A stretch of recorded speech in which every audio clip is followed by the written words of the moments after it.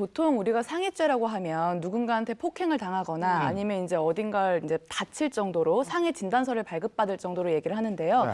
이 모욕이 계속적으로 이제 있어서 정신적인 고통을 너무 심각하게 받은 거예요. 그래서 이제 최소한 6개월 정도 동안 치료를 받아야만 이 정신적 고통에서 벗어날 수 있을 정도. 특히 이런 일이 직장에서 발생했다고 한다면 업무상 재해로까지도 인정이 될 수가 있습니다. 근데 이제 이 사연에서는요. 직장 내에서 3월부터 8월까지 너는 머리가 있는 거니 없는 거니 이런 얘기를 계속적으로 들었던 거예요. 네. 그래서 이 고통을 견디지 못하고 결국에는 이제 6개월 동안의 치료를 요하는 우울증 진단을 받았는데요. 네. 이 경우에는 모욕뿐만이 아니라 그 모욕이 장기간으로 더해져서 이제 완전 고통스러운 그런 신체상의 상해까지도 인정할 수 있다는 이런 판결이 나왔습니다. 네. 아니 그게 왜 폭행죄도 네. 진단서 진단서 떼 이러면 뭐 3주 진단 뭐 몇 주 진단 나오잖아요. 이거는 6개월 진단이 나왔으니까. 판례가 바뀐 거죠. 원래 같으면 신체 접촉이 없었으면 상해가 성립하지 않고 상해는 질병이 발생하고 생리적 기능이 훼손이 돼야 되는데 예전 같으면 접촉이 없었으면 성립하지 않는데 네. 지금처럼 폭언이 계속 반복되니까 정신적으로 어떤 질병이 일어났다면 상해라고 보는 겁니다. 이 사건에서도 계속 폭언을 해서 상사 직원이 부하 직원한테 욕을 하고 뭐 그렇기 때문에 이 경우도 징역 8개월, 뭐 사과 같은 것도 전혀 안 했습니다. 집행유예 2년을 선고받고요. 사회봉사 80시간까지 명령을 내렸던 사건입니다. 네. 네, 이렇게 이제 장기간의 지속된 모욕으로 인해서 이런 우울증 진단을 받은 사례는 또 있는데요. 상사가 6개월이 넘도록 나쁜 X, 더러운 X, 정말 그런 얘기를 직장에서 계속 얼굴을 대면하고 들었다고 생각한다면 아침에 출근하기가 굉장히 힘들 거예요.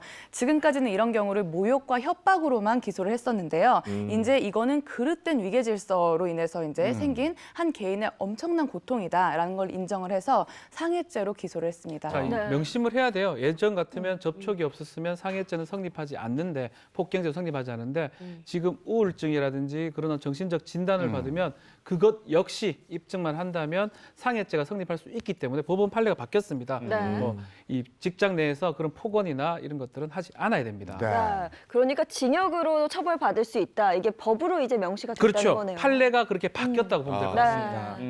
그렇게 그렇군요. 되는군요. 예. 자, 근로기준법 8조에도 뭐 그런 게 있어요. 사용자가 어떠한 이유로도 근로자를 뭐 폭행하거나 하지 못하게 돼 있고 이때는 막말이나 폭언 이런 것들을 수차례 반복하는 것도 못하도록 법적으로 이제 규정이 돼 있는 것입니다. 네. 아니, 그러니까 직장 내에서 이런 모욕적인 언행들을 당하면은 그 면담을 할 수 있는 이런 뭐 창구가 통로가 마땅치가 않을 것 같은데 이런 피해를 입으면 어떻게 해야 되는 거예요? 맞습니다. 이 근로기준법에 따르면요, 이 직장 내에서 직장 내 그 우월적 지위를 이용해서 이 정신적 고통이나 신체적 고통을 주거나 근무 환경을 악화시키는 행위를 하면 안 된다라고 규정이 돼 있고요. 만약 이렇게 한다면요, 이 사내 고충 처리 절차가 있습니다. 사내에서 이런 일을 당하고 있으니까 처리를 해달라고 요청을 할 수 있고 그렇다면 그거에 따라서 권리 구제를 받을 수가 있습니다.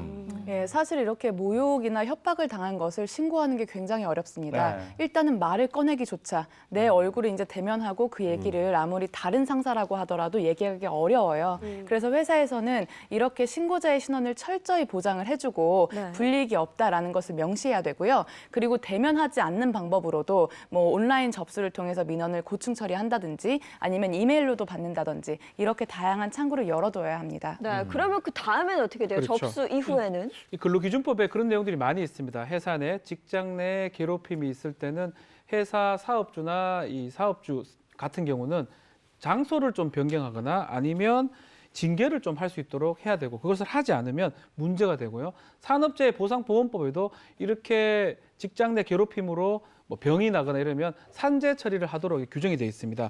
만약 사업주가 이런 것들을 하지 않으면 3년 이하의 징역 또는 3천만 원 이하의 벌금에 처할 수 있도록 법적으로는 이제 규정이 되어 있습니다. 네.